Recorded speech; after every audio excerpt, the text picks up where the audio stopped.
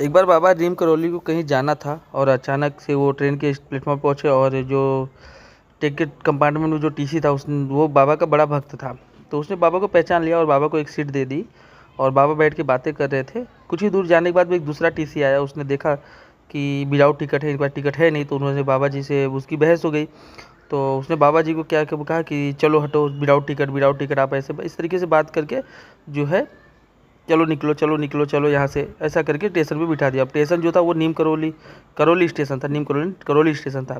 बाबा नीम के नीचे बैठ के जो है अपनी साधना में चले गए और ट्रेन जो है खड़ी रह गई।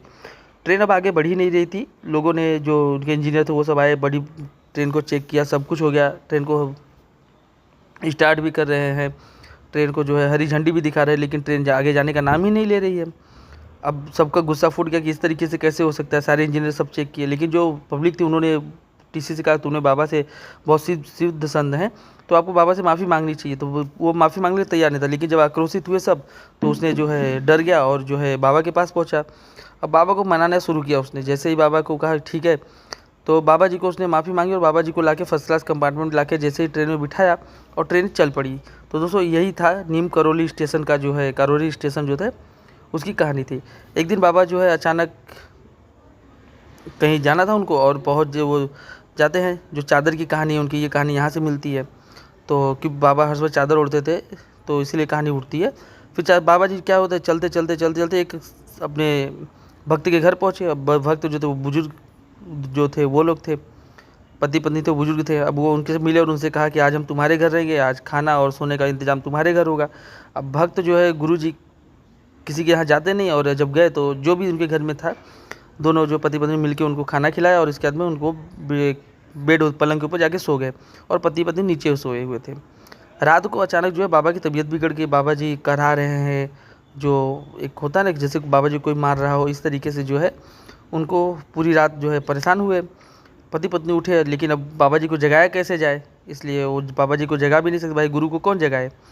तो ऐसे ही जो है पूरी रात ऐसे बीत गया, पति पत्नी सोए नहीं और बाबा जी को सिर्फ देखते रह गए।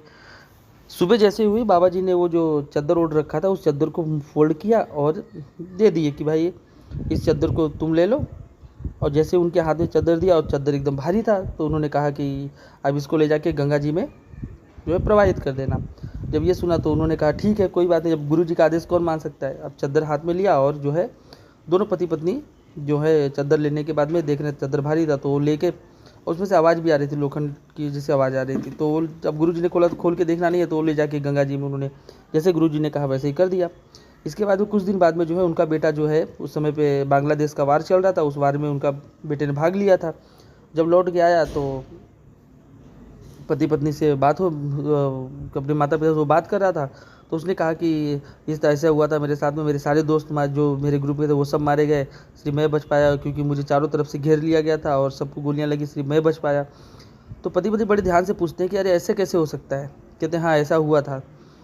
तो कहते किस दिन की बात है, जिस दिन यहाँ पे उसने लड़ाई लड़ी थी उसी दिन नीम करौली बाबा उसके घर पे आए थे। तो वो समझ गए कि नीम बाबा जी जो थे वो इसीलिए उस रात को ऐसे परेशान थे, और उन्हें समझ गया कि जो चादर के अंदर जो वजन था, जो खनखनाने की आवाज़ आ रही थी, वो सिर्फ गोलियाँ थी। तो ऐसे जो तो हमारे नीम करौली बाबा की जो कहानी फेमस है, चादर वाली कहानी, इसीलिए जो है नीम करौली बाबा को चादर चढ़ाया जाता है दोस्तों।